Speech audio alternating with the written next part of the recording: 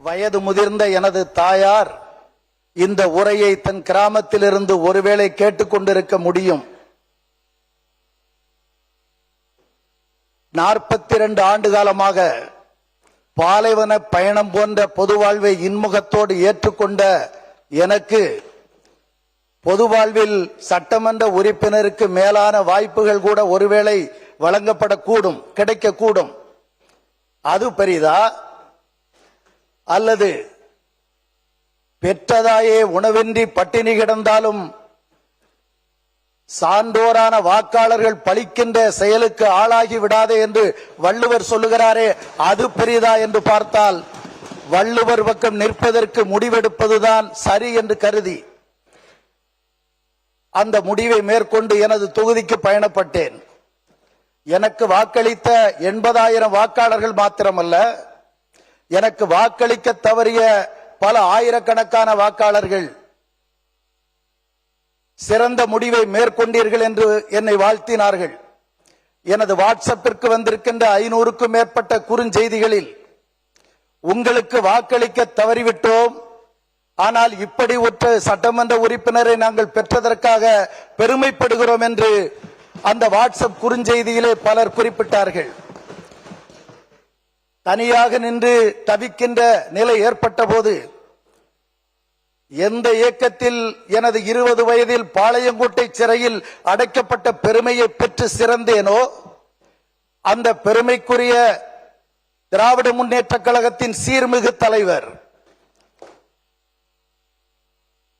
வெகுஜன மக்கள் போற்றுகின்ற எண்ணற்ற திட்டங்களை, வெகுஜன மக்களுக்கு நேரடி பயன் தருகிற எண்ணற்ற திட்டங்களை வழங்கியதால் முதல்வர்களில் முதல்வராக சிறந்து விளங்குகிற முதல்வர் தமது நடை உடை பாவனை செயல்பாடுகளால் நமது பக்கத்து வீட்டுக்காரர் ஒருவர்தான் முதலமைச்சராக இருக்கிறாரோ என்று நினைக்கத்தக்க உணர்வை ஒவ்வொருவரிடத்திலும் ஏற்படுத்திய முதல்வர் அண்ணன் மாண்புமிகு மு.க. ஸ்டாலின் அவர்கள் அன்பு முகம் காட்டி ஆற்றுப்படுத்தி எங்களை அரவணைத்து தம்மில் ஒருவராக ஆக்கிக் கொண்டார்.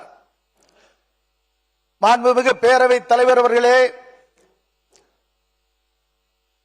எதிரிகள் பயன்படுத்துகின்ற பானங்களை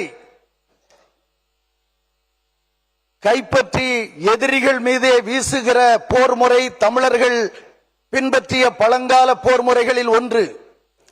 அந்த அடிப்படையில் கவர்னர் உரைக்கு நன்றி தெரிவிக்கின்ற தீர்மானத்தின் மீது பேசிய போது அந்த நாளை தமது நாளாக்கி கொண்டவர்,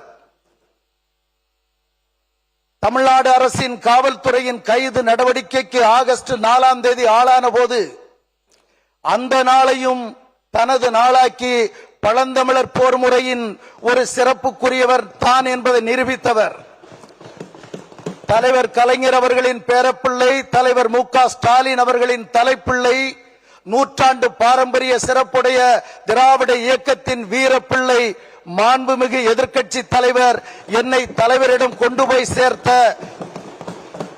உதயநிதி ஸ்டாலின் அவர்களுக்கு எனது நன்றி.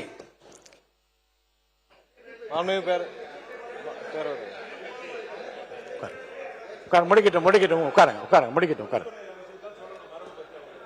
50,000 வாக்கு வித்தியாசத்தில் நான் வெற்றி பெறுவேன் என்று சொன்ன வேட்பாளரை எதிர்த்து நின்று நான் வெற்றி வாகை சூடியதற்கு எனக்கு சிறப்பான ஒருங்கிணைப்பு பணிகளை மேற்கொண்ட கழகத்தின் துணை பொதுச் செயலாளர், மரியாதைக்குரிய கழகத்தின் நாடாளுமன்ற குழு தலைவர் அக்கா கனிமொழி கருணாநிதி அவர்களுக்கும் திமுக தலைமையிலான மதச்சார்பற்ற முற்போக்கு கூட்டணியில் அங்கம் வகித்து எனது வெற்றியை உறுதி செய்து தந்த அனைத்து செயல் மாமணிகளுக்கும் இந்த அவையில் எனது நன்றியை தெரிவிக்கின்றேன். பட்ஜெட் உரையில் பேசுகிறேன். மாண்புமிகு நிதியமைச்சர் அவர்கள் தென்கோடி முனையில் பழந்தமிழர் பூமியான எங்கள் குமரி மாவட்டத்தின் மாப்பிள்ளை என்கிற முறையில் அவருக்கு எனது மதிப்பை பதிவு செய்கின்றேன். ஆனால் அவர் தன்னுடைய உரை வீச்சை பட்ஜெட்டை வாசிக்கிற போது நான் ஒரு சொற்பொழிவாளன் என்கிற முறையிலும் தமிழ் ஆர்வலன் என்கிற முறையிலும் உன்னிப்பாக கவனித்தேன். அவர் ஆங்கிலத்தில் பெரும்புலமை பெற்றவராக இருப்பார் என்று நினைக்கிறேன். ஆங்கில உச்சரிப்பு மிக நேர்த்தியாக இருந்தது. தமிழில் பல சொற்றொடர்களை அவர்கள் பேசாமல் விட்டுவிட்டார்கள். சில சொற்றொடர்கள் இலக்கண பிழையாக அமைந்தது. இதை குறையாகவோ குற்றச்சாட்டாகவோ இந்த அவையில் நான் வைக்க விரும்பவில்லை. நமது பள்ளிக்கல்வித்துறை அமைச்சர் அவர்கள் தனது கட்சிக்காக வெகு சிறப்பாக வாதாடி பலம் சேர்க்கிறார் என்பதை நாங்கள் காண்கிறோம். நீங்கள் நமது நிதியமைச்சர் அவர்கள் வருங்காலத்தில் அந்த பிழையின்றி பட்ஜெட் வாசிக்கக்கூடிய வாய்ப்பு அவருக்கு இருக்குமேயானால் நீங்கள் அதற்கான முயற்சிகளை செய்ய வேண்டும் என்று பணிவோடு நான் கேட்டுக்கொள்கின்றேன். இந்த நிதிநிலை அறிக்கையின் 43வது பக்கத்தில் இந்திய மருத்துவத்துறையில் தமிழ்நாடு கண்டிருக்கின்ற சாதனை பட்டியலிடப்பட்டிருக்கிறது. அதிலே 1000 பிறப்பு நேர்ந்தால் 11 இறப்பு தான் இருக்கிறது என்று சுட்டிக்காட்டப்பட்டுள்ளது. தமிழ்நாட்டில் ஆச்சரியப்படத்தக்க முன்னேற்றம் என்னவென்றால் 53 விழுக்காடு மகப்பேறு அரசு மருத்துவமனைகளில் மேற்கொள்ளப்படுகிறது என்று அந்த பட்ஜெட் அறிக்கையிலே சுட்டிக்காட்டப்பட்டுள்ளது. இது உணர்த்துகிற செய்தி அதனில் அன்றைக்கு கொரோனா தொற்றால் நாடு பரிதவித்துக் கொண்டிருந்த போது இந்த அவையில் இருக்கின்ற நம்மில் பலர் எங்கே இருக்கிறோம் என்று தெரியாத நிலை இருந்த போது 28 மாநிலங்களை கொண்ட இந்திய ஒன்றியத்தில் ஒரு மாநில முதலமைச்சர் தான் கோவிட் பாதித்த நோயாளிகளை நேரடியாக சென்று தமது உயிருக்கு அஞ்சாமல் பார்த்து பயப்படாதீர்கள் என்று சொன்னார்.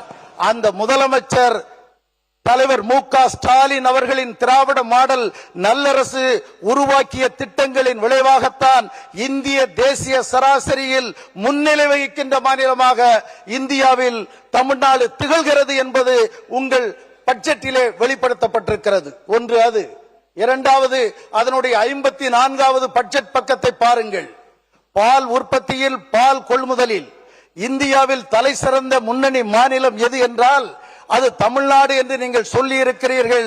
நிச்சயமாக 90 நாளை கடந்திருக்கின்ற நீங்கள் அந்த சாதனையை எட்டியிருக்க முடியாது.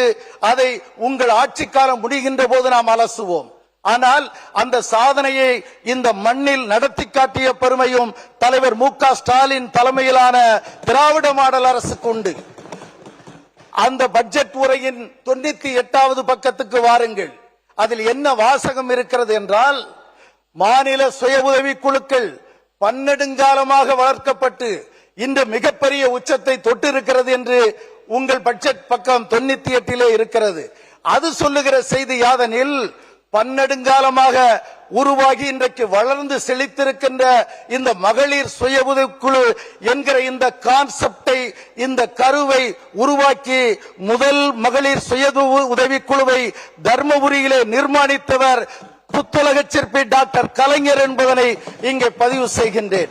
அந்த மகளிர் சுய உதவி குழு வாங்குகிற கடனை முறையாக திருப்பி செலுத்துகிறார்களா?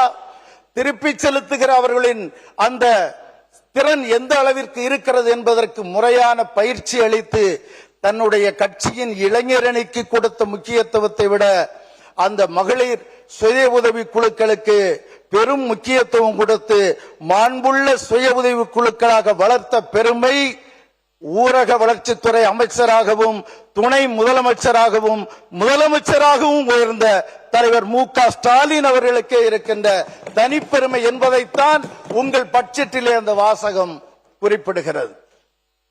அன்புக்குரிய சகோதரர்களே, நமது மின்சார வாரியத்துறை அமைச்சர் இங்கே அமர்ந்திருக்கின்றார்கள். என்னை போலவே நமது மின்துறை அமைச்சர் சட்டத்துறையும் கையிலே வைத்திருக்கின்றவர் ஒரு வேளாண் குடியிலே பிறந்தவர் தான். 2,23,97,712 மின் இணைப்புகள் நமது நாட்டில் இலவசமாக மும்முனை மின்சாரம் வழங்குவதற்காக இருக்கிறது என்று பட்ஜெட்டிலே இடம்பெற்றிருக்கிறது. அந்த 23,97,712 மின் இணைப்புகள் சரி. சட்டப்பேரவை நிகழ்வுகளின் தொடர் நேரலையை நாம் பார்க்கிறோம். கடையநல்லூர் மதிமுக எம்எல்ஏ உரையாற்றி வருகிறார். அந்த காட்சிகளை தொடர்ந்து பார்க்கலாம்.